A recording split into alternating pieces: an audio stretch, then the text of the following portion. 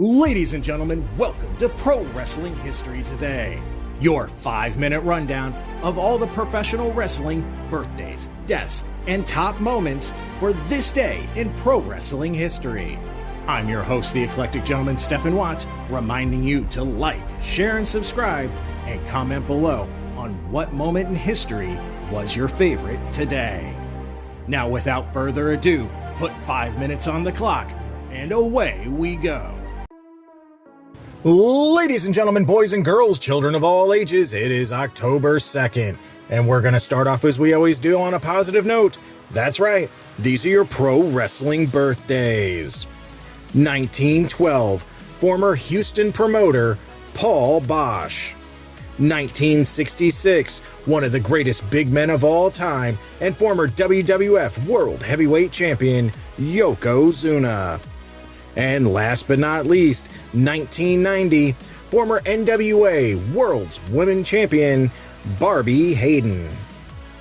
It might be storming and raining here, but we're going to get to the meat and potatoes. That's right, these are your pro wrestling history highlights for October 2nd.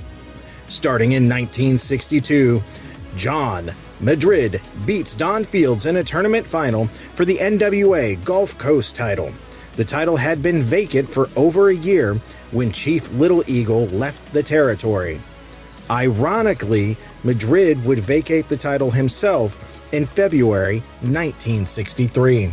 A decade jump as we disco duck to the 70s, 1972. Antonio Inoki and Seiji Sagagachi defeat Jerry Brown and Buddy Rogers for the NWF Tag Team titles. Sticking in 1972, Cyclone Negro beats Terry Funk in a boxing match when manager J.C. Dykes burns Funk with a fireball. Because fireballs would get you disqualified in wrestling, but not in boxing. The old fire punch. Jump into 1981. Jack Briscoe beats Ted DiBiase for the Missouri heavyweight title in front of 18,000 fans. 8 years later in 1989, Tony Anthony becomes the first USWA Southern Heavyweight Champion, beating Dustin Rhodes in the tournament final. Grabbing my flannel and ripped jeans and going to the 90s, 1993, ECW holds their second show underneath new booker Paul Heyman, dubbed NWA Blood Fest 2. Tommy Dreamer makes his official debut with the gimmick in ECW by losing to Taz. Dreamer had done jobs in the company for a few months underneath a mask. Fast forwarding to the end of the decade, 1999.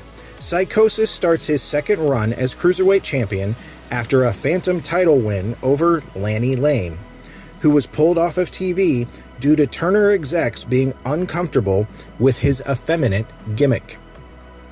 Staying in 1999, WWF UK-only pay-per-view Rebellion sees a main event of Triple H beating The Rock in a steel cage. And last but not least, 2000, Booker T wins his third WCW World title, beating Jeff Jarrett. Those were your short and rainy and stormy, but sweet pro wrestling history highlights for October 2nd. I'm a very wet Stephen Watts, and we'll see you tomorrow.